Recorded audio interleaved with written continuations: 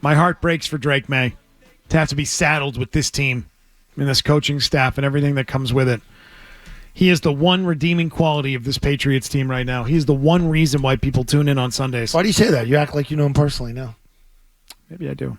Just a little bit. Maybe just a little bit. He's hanging with him last night. Just a little bit. I'd say 2. I'd say we're friends now. Yeah. I'd say we're basically friends.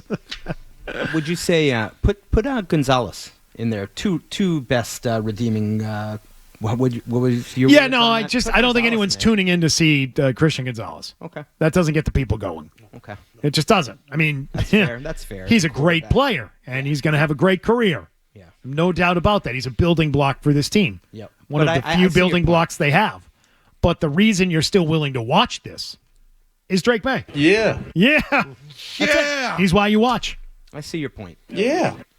There's no other player, because offense is what sells, Mike. Offense is sexy. There's no other player on this team that people say, "Oh, I got to turn on the Pats today at 1 p.m." because, well, I want to, I want to see Ramondre Stevenson. No, that's not happening.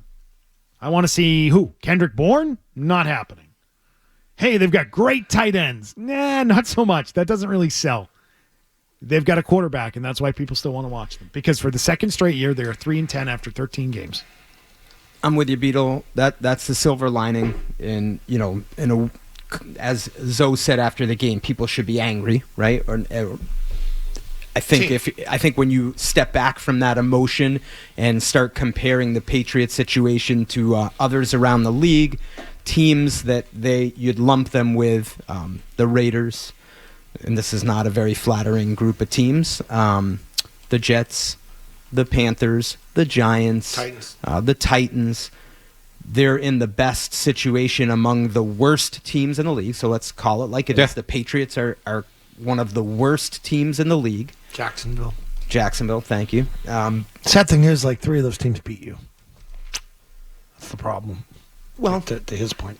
Yeah, they did, and I think you do have to. But you're talking future. I know what you're saying. Forecast what it's going to look like going forward, and to me, it's the silver lining. What if they can't snag guys though? What if they can't convince somebody to come here and play with them? What if they got the money and people still don't want to come here? That is a big risk. Sure. It's a massive offseason for this front office. Put a couple exclamation points at the end of that, because that's exactly the way I feel. Got to deliver. I feel that time is of the essence because of his progression and how quickly he's ascended. Because I look at, forecast it with you. We do quarterback rankings here because we do a 4-hour show every day. Yeah. And we will adjust it. We'll bring these rankings out every 3 months. He's top half already. He's top 15, top 16 guy. And maybe by the beginning of next year, he's going to be a top 10 guy. You better get people around him. Because then you could do some damage. And if you don't, I don't want to be sitting there 6 weeks in next year, 1-5, saying, he is so freaking good, but they can't win with him. That is... I don't want him to get used to losing. Play the game. Play it out, so. What's more likely? Next year at this time, the Patriots are above 500 and competing for a playoff spot, or they start out 1-5, and we're saying all the same things we've been saying about the team this year. Well, I mean, Jim already read us the potential teams for next year if the season ended, and the schedule's going to be a hell of a lot easier next year.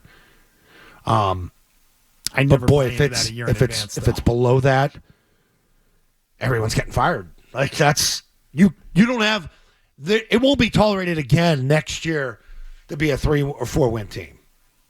That'd be 3 years in a row. What are you saying, Mike? Heads roll then. That's 100%. And I would recency bias. I would say on that too, Beetle. We're going to get to the end of this year, and it's not like they're going to just roll back the same thing going forward. There's going to be some level of change. Oh, I think there's 30 They players. pretty much rolled back the same team as last year, but then took a quarterback in the draft. Yeah, it's going to be different. I don't have any real faith that it will be. I don't have faith in this group to be different. They had an entire offseason last year to make this roster look different than it did a year ago, and it looks a lot similar to what it was.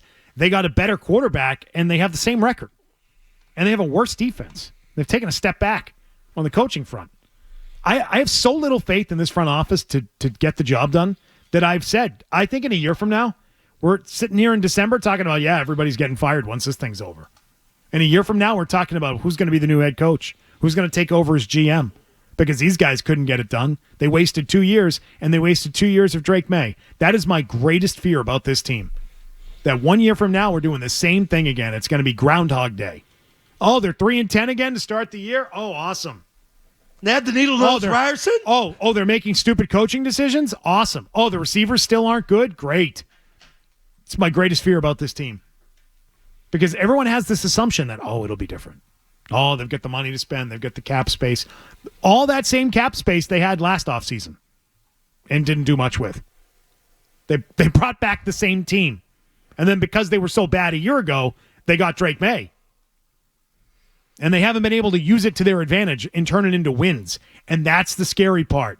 When you get a quarterback who gets better every single week and you can't find a way to get wins against the Colts. They almost weren't going to play him. Right. And it felt like they had to have their arm twisted to get him into the game. In fact, somebody keeps his foot in the back of the end zone. Who knows? Who knows where this is? Right. Jalen Polk comes down with the ball. When were we going to see Drake Maye? So where we disagree is you just don't give them any credit for picking Drake, which we've been down the road before. Correct. So I think when you say you don't have confidence in this regime, and I get where you're coming from, and I don't think you're alone because I hear it from other people in your position.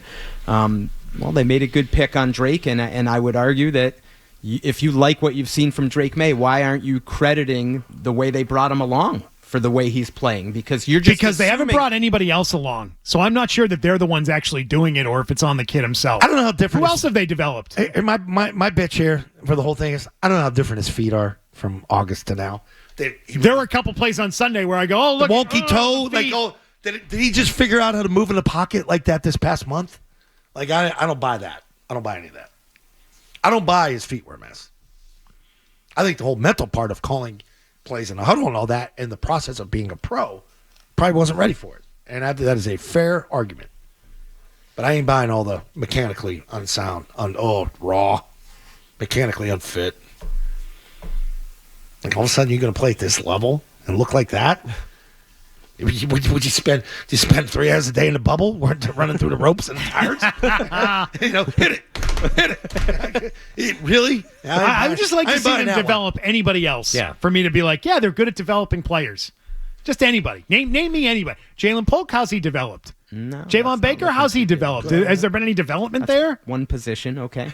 It's kind of an important one. Oh, it's a very important one, and I'm not disagreeing with you. Those are two major disappointments. 2 draft picks should be married to the quarterback. They're in here with him. They came in day one together. They should be sleeping together. Everything should be. You see, they're only quarterback whisperers. They're not good at the other position. Come on. I don't buy it.